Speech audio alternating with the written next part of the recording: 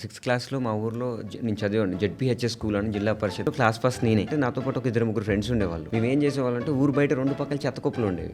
చెత్తేస్తారు కదా! అప్పుడప్పుడు వెళ్లి చూసేవాళ్ళం అక్కడ ఏమైనా ఇంట్రెస్టింగ్ ఉన్నాయా. హైడ్రాలిక్‌తో ఒకటి తయారు చేసామన్నమాట. ఒక క్రేన్ లాంటిది చేసి మేము ఆడుకునేవాళ్ళం వాటితో. ఆ టైంలో మా స్కూల్‌లో సైన్స్ టీచర్ చూసారు. ఒకరోజు 10th క్లాస్ ఒక వెంకట్రామ అని ఒక ఆయన ఉండేవాడు. నేను 6th క్లాస్ కదా, మా 10th క్లాస్ అతను. సో తన పేరు మీద అప్లై చేశారు సైన్స్ ఫేర్కి. సూర్యాపేట డిస్టిక్ లెవెల్లో జరిగేది. అక్కడ అందరు వెళ్ళి ప్రెజెంట్ చేయాలి. ఆ టైంలో ఎందుకో మరి ఆయన అవైలబుల్ లేడు. ఆయన ఫీవర్ రావటమో సంథింగ్ ఏదో అయింది. ఐడి కార్డ్స్ ఆయన పేరు మీద అన్ని వచ్చేసాయి అక్కడికి. వెంకట్రామ్ బదులు వీని తీసుకెళ్దాం మనం. ఇదే వెంకట్రామ్. అశోక్ వెంకట్రామ్ అయిపోయాడు అప్పుడు. మీకోసం ఇంపార్టెంట్ టాపిక్స్ని క్లిప్స్గా కట్ చేసి ఆర్డబ్ల్యూవి క్లిప్స్ అనే ఛానల్లో ప్రజెంట్ చేస్తున్నాను. Please do subscribe to RWV clips. Thank you. నీ ఫస్ట్ ఇన్నోవేషన్ ఏంటి అసలు? అంటే నీ మైండ్లోకి ఉంటుంది కదా, ఏదో ఒకటి ఇప్పుడు మనకి ఏదైనా అనిపించినప్పుడు, ఇలాంటివన్నీ చేసినప్పుడు మనకి ఏదో అనిపిస్తుంది, అరే మనం ఏదో ఒక ఇన్నోవేషన్ చేయాలి అంటే మనం ఫైండ్ అవుట్ చేసి ఒకటి ఇవ్వాలని ఎప్పుడు అనిపించింది? And which age?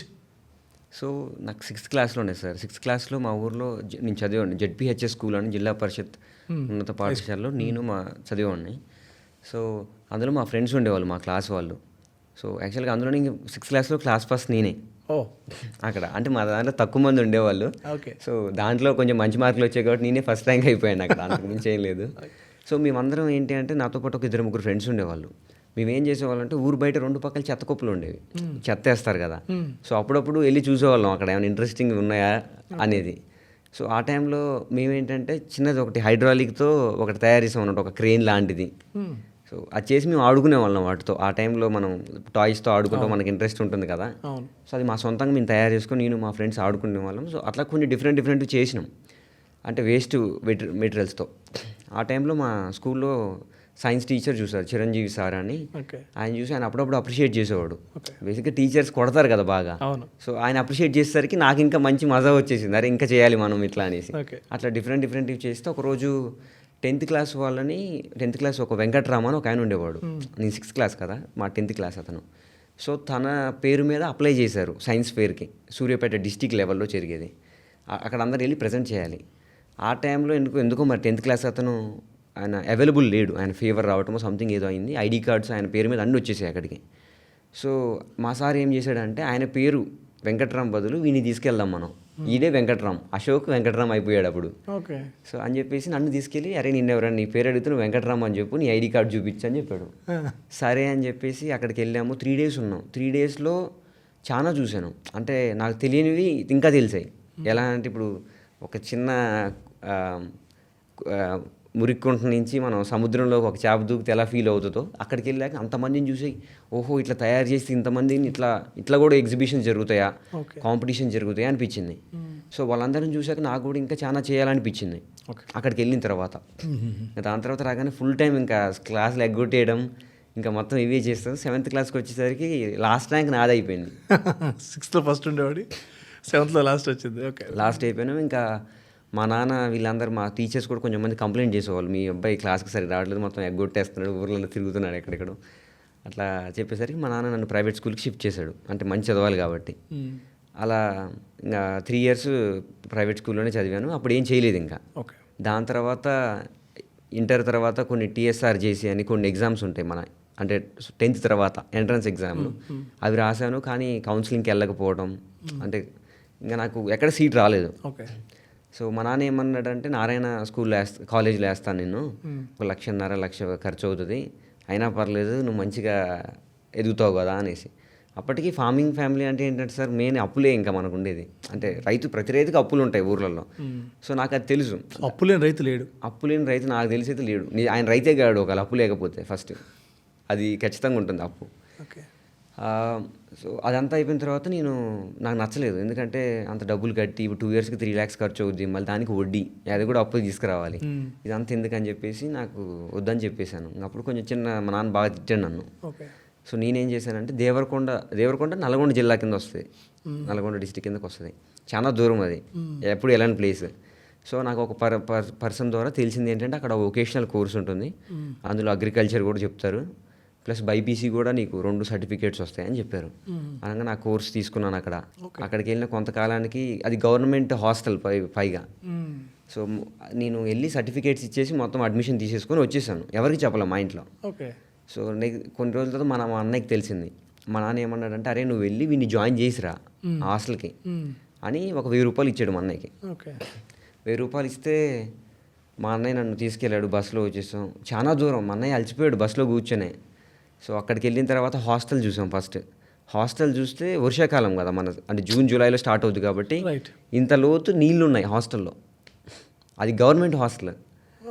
అది చాలా పాత బిల్డింగ్. ఓకే. ఇంకా మా అన్నయ్య అర్థమైపోయింది ఏంటంటే వీడు ఇక్కడ ఉండలేడు, ఒక 3 days ఉంటాడు మహా అయితే, తర్వాత మళ్ళీ బ్యాగ్ సర్దుకొని ఇంటికి వచ్చేస్తాడు అని చెప్పి మా నాన్న 1000 రూపాయలు ఇచ్చాడు కదా నాకు ఇవ్వమని. అందులో 300 రూపీస్ ఇచ్చాడు నాకు మా అన్నయ్య రిటర్న్ ఛార్జ్కి. 700 తీసుకుని వెళ్ళిపోయాడు. సో నేను అక్కడే ఉండిపోయాను. ఇంకా అడ్జస్ట్ అయ్యాను. ఒక 2 years అక్కడే ఎడ్యుకేషన్ చదివాను.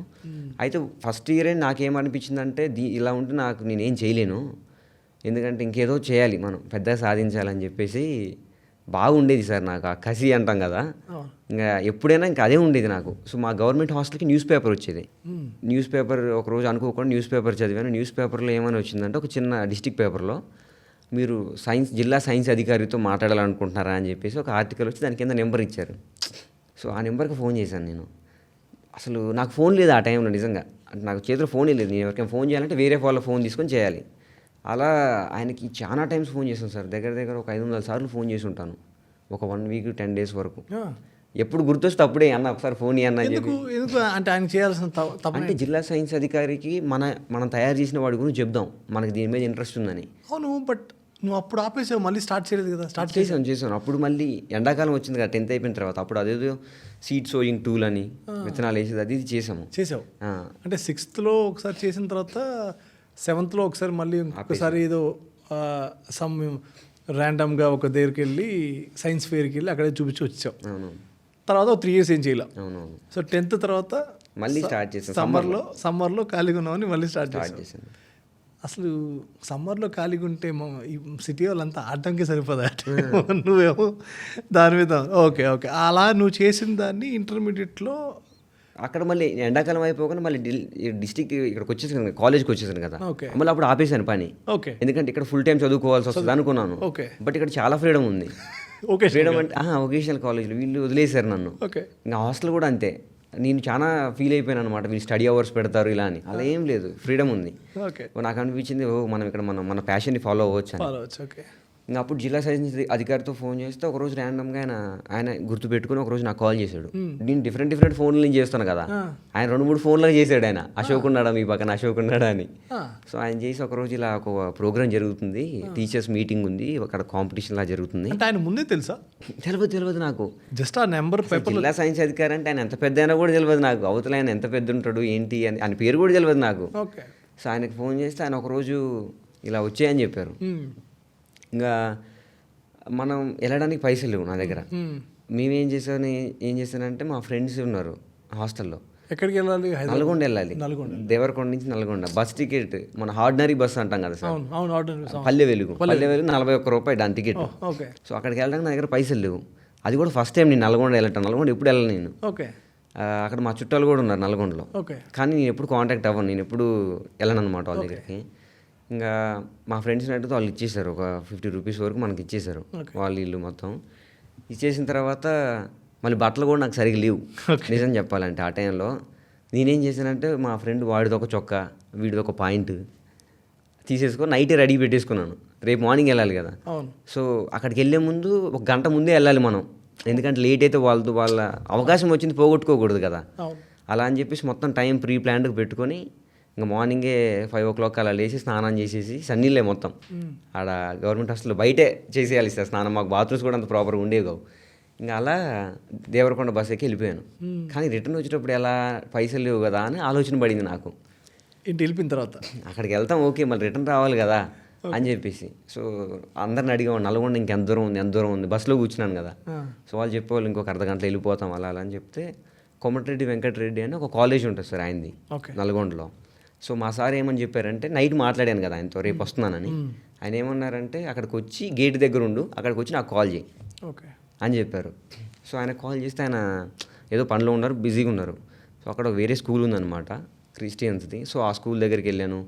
వెళ్ళి ఇందులో ఒక ఈవెంట్ జరుగుతుంది కదా, ఇట్లానే ఈవెంట్ గురించి చెప్పి ఇట్లా నన్ను science sir, district science officer రమ్మన్నారు. అంటే ఆయన పంపించేశారు నన్ను వెనక్కి. ఎవరు? ఆయన సెక్యూరిటీ, అక్కడ ఉన్న సెక్యూరిటీ. ఓకే.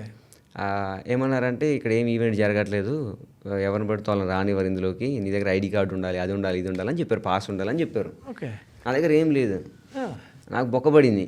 అంటే వామ్మో ఎట్లా రా నాయన ఇప్పుడు అని అనుకున్నా. ఆయనకు ఫోన్ చేస్తే ఆయన లిఫ్ట్ చేయలేదు కొద్దిసార్లు, 2-3 టైమ్స్. ఫోన్ నా దగ్గర లేదు కదా, వేరే ఫోన్స్తో మేబీ ఆయన కొత్త నెంబర్ అనుకుని ఎత్తకపోయి ఉండొచ్చు.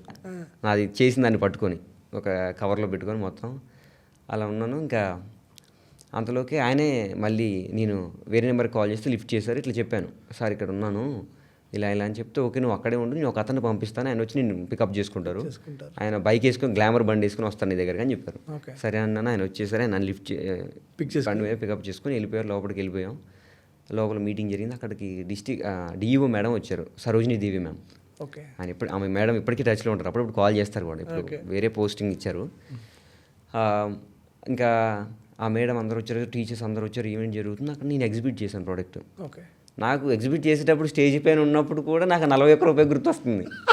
మళ్ళీ ఎవరిని అంటే ఇక్కడ ఎవరిని అడిగి తీస్తారు అని, కానీ నిజంగా సార్ అంటే అర్థం ఐ డోంట్ నో తప్పు కరెక్ట్ కాదు తెలియదు. ఇప్పుడు నువ్వు బస్ ఎక్కి వెళ్ళిపోయావు, బాగానే ఉంది.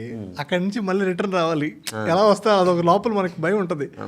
ఎవరిని అడగాలి, తెలియని ఊరు, అక్కడ దిగేసాము. ఇంకా నాకు ఏమనిపించింది, ఒక భయం ఏమనిపించింది అంటే, నేను అందరినీ కాదని దేవరకొండలో చదువుకుంటున్నాను కదా, ఇప్పుడు నల్లగొండలో మా చుట్టాలు ఎవరైనా చూస్తారా నన్ను, మళ్ళీ వీళ్ళు ఫోన్ చేసి మీ కొడుకు రోడ్ల అమ్మటి తిరుగుతున్నాడు అని చెప్తారేమో, అది ఇంకా పెద్ద ప్రాబ్లం. అంటే మనం ఓవర్ థింక్ చేస్తాం ఆ టైంలో, నేనైతే అదే చేస్తాను.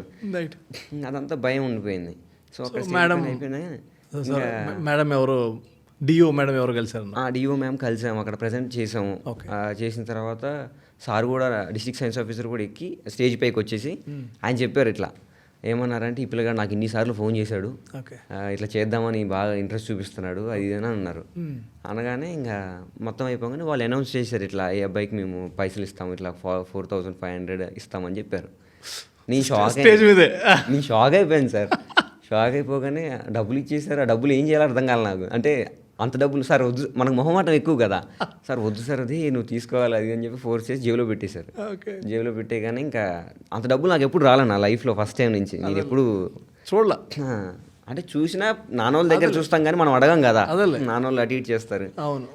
ఇంకా డబ్బులు నీ ఫస్ట్ సంపాదన అనుకో అలాంటిది అంతేగా. నీకు ఫస్ట్ ఆయన డబ్బులు ఇచ్చి నువ్వు తయారు చేసిన ప్రోడక్ట్కి వచ్చిన ఒక రికగ్నైజేషన్ అనుకో. ఆ డబ్బులు ఇచ్చిన తర్వాత మీటింగ్ అంతా అయిపోయిన తర్వాత తను సారు తీసుకెళ్లారు, ఇంకా అంటే బస్ స్టాప్లో డ్రాప్ చేయడానికి. ఆయన కార్లో డ్రాప్ చేశారు, లోపలికి తీసుకెళ్లారు బస్ స్టాప్లో. అది ఫస్ట్ టైం మనల్ని ఒకళ్ళు బస్ స్టాప్లో తీసుకెళ్ళి డ్రాప్ చేస్తే అందరు మనకెళ్ళి చూస్తున్నారు, ఈడెవడో వచ్చాడురా అనేలాగా. సో సార్ ఏమన్నారంటే, అరే బాబు ఈ డబ్బులతో ఫస్ట్ జియో ఫోన్, ఒక ఫోన్ కొనుక్కోరా నాయన, నువ్వు ఇన్నిసార్లు ఫోన్లతో చేయకు, నాకు ఎవరికి చేయాలో తెలియక అలానే అన్నారు. సరే సరే అన్నాను. ఇంకా ఆ డబ్బులు మళ్ళీ ఎక్కడ పోతాయని భయం, మళ్ళీ అంత డబ్బులు కదా. సో జేబులో పెట్టుకొని పినీస్ ఉంటుంది కదా, సేఫ్టీ పిన్ ఉంటుంది సార్, అని పెట్టుకున్నాను అనమాట.